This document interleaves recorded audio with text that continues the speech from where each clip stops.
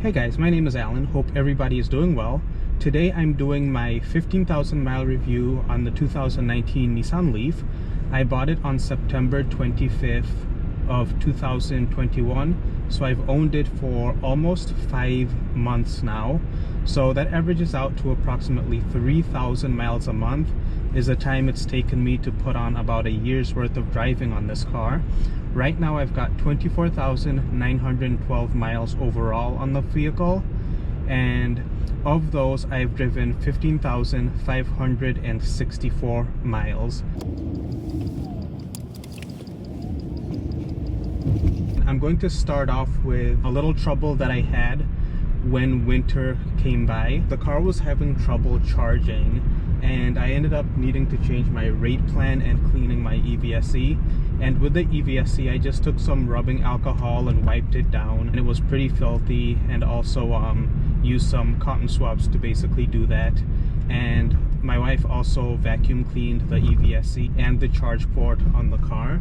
Because I was having that trouble, I ended up changing my rate plan so that I would be able to charge all throughout the day. That issue seems to also be partly cold related. When it is very cold is when I have seen those charge issues come up, and this winter has been colder than normal. Because I changed the rate plan, it basically doubled the cost of energy that I've been using. From December 15th through January 13th, my total energy cost has been $81.14. And if you guys remember from the time that I had the Chevy Bolt EV, I was running around $40 to $50 a month in electricity on my EVSE that has its own meter. So that's why I know that exact number. Another thing, because the winter has been colder than normal, I've been experiencing some range drops of 50%, and this car has a 40 kilowatt hour battery. So when you lose half the range, you end up with around 65 to 75 miles of range. And that's depending, of course, on how you're driving, your speed, whether it's stop and go or highway driving, and that kind of thing. So I did expect that when I bought this car, because I live in Minnesota and I know how EVs react in the cold. But it is something that people need to think about when they're deciding on the electric vehicle that is right for you and the one that meets your needs. As somebody who drives 3,000 miles a month and having a car with a short or medium range battery, I have not found it to be a major struggle. But I know that there are people out there who wouldn't, I don't know, for whatever reason, they just don't want to plug their car in every day or something. And so even on a low end, 75 miles a day might not be enough for them. Also, I have never intended for this to be a road trip car. That's just not an issue that is a concern for me. Is there going to be a time when I would need to fast charge this car more than once a day? I just don't see it. I have thought about doing a road trip up to Duluth, which is exactly 150 miles away from me. That's northeast of Ramsey, where I currently live. And that would be a fun road trip because it is beautiful driving from here to Duluth. But it's something that I would have to make a whole weekend to do and just drive up there and back by myself. I'm not sure if that's something that I want to spend time doing just to make a video.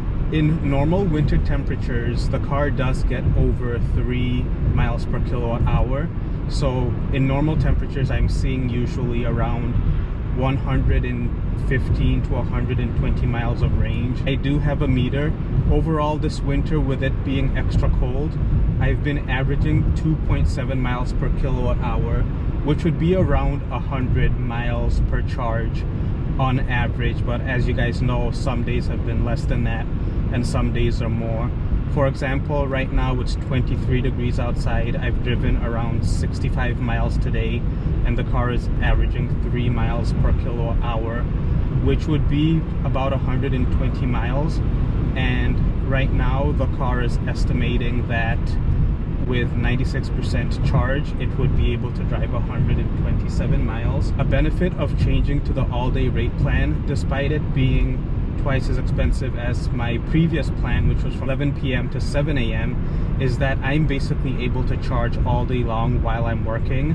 So with the Bolt EV, I could drive maybe 40 to 50 miles in the morning, and then the car would sit there all day, or I would plug it into the trickle charger, which adds 3 miles per hour. and that would get me an extra 20 or 30 miles. But with the setup that I have right now, I charge the car during the day and it's back at 100% by the time I'm done working at 4 p.m. So I do like that. Another thing that I enjoy with the car is, aside from it meeting my daily needs for range, is it's just a comfortable car to drive. I don't know any other way to put it. It's a pleasant place to be, but it's not a very special car. The one pedal on this car works really well. It's better than the one pedal on the Chevy Bolt EV. One of the things that I've noticed is that it does blend with the physical brake. So if I'm on a patch of snow and I release my foot from the gas pedal, at some point it will initiate the physical brake, which means that you do have access to anti-lock brakes. Of course, I recommend, if you are sliding on a patch of snow or ice, to put your foot on the brake, because once the anti-lock triggers, you can turn and control the direction of your car. But the one pedal on this car is really fantastic. I've mentioned how efficient the car is. I have the S trim with the cold weather package, and I learned this too late, but the S trim does not come with a heat pump, and a heat pump would be very useful for people who live in the Midwest, or if you live up in Canada, because the heat pump pulls warmth out of the air and uses that to heat your car instead of pulling that energy from your battery. I don't have that, so my heater pulls 100% from the battery, which reduces efficiency. Despite that, I've been impressed with the efficiency of this vehicle. Overall, there is nothing that I really dislike about this vehicle, but it is a very utilitarian vehicle, and I guess I knew that coming into it. It's just not an exciting car to own, and it's not a very exciting car to drive. The Chevy Bolt was exciting. It was a premier trim, so it was a higher trim level than this car, and that was an advantage. Build quality wise, it felt really tight. This car, the build quality of it is fine. I've gotten all of the little rattles out. It turns out that those things that rattled were primarily because of how I was storing some stuff in the car. So there are no rattles or things that I find particularly annoying. I've been driving it without eco mode on to see if it can pep up and give me a little bit more excitement. Eco mode adds about 7 miles of range to the vehicle, and most of the year that's not a big deal. In winter it's an issue, but even with eco mode off like I have it right now, this car is just not super exciting. I've thought about whether or not it would make sense for me to buy something like the ID4, which also isn't a very exciting vehicle. It does have something about it that I feel like it would be a better ownership experience. I think it's just a more quality, better built vehicle than this one. I've spoken to the guys at VW about it, and the ID4 is actually a car that can be bought for $33,000. The way it would work to get an ID4 for $33,000, so you order the car, you structure it as a lease, and then you pay that lease in full upfront, but your payoff is going to be the difference between the full cost of your lease and the $33,000. So that $7,500 credit is built into the lease, but I'm not sure if that makes sense to do. I just have no idea on what the timing on the Silverado EV is going to be, and that is a vehicle that I'm very excited about. I feel like that's going to be a vehicle that has presence, that's exciting to drive, and I just like driving big trucks.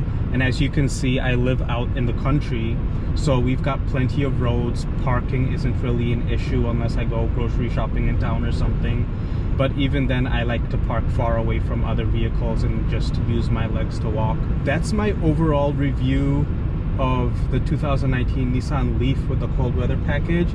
It's a very good practical vehicle to drive, but it's not going to provide you with the excitement of a smaller EV or a quicker EV like the Chevy Bolt, and it's not quite at the refinement style of, say, a VW ID4. Would I buy it again for the short-term need that I have for it, which is approximately 2 years? Yes, I would.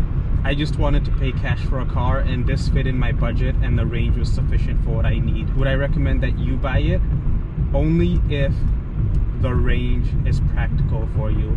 If the range isn't practical, then I would not advise buying it, because you're going to struggle with the ownership experience. But it's a good car. I have nothing bad to say about it. I just won't claim that it's super exciting. So hope everybody is doing well. You can help me out by liking and subscribing to the channel. Also use my link down below to shop on Amazon if you need to buy anything. Have a great day.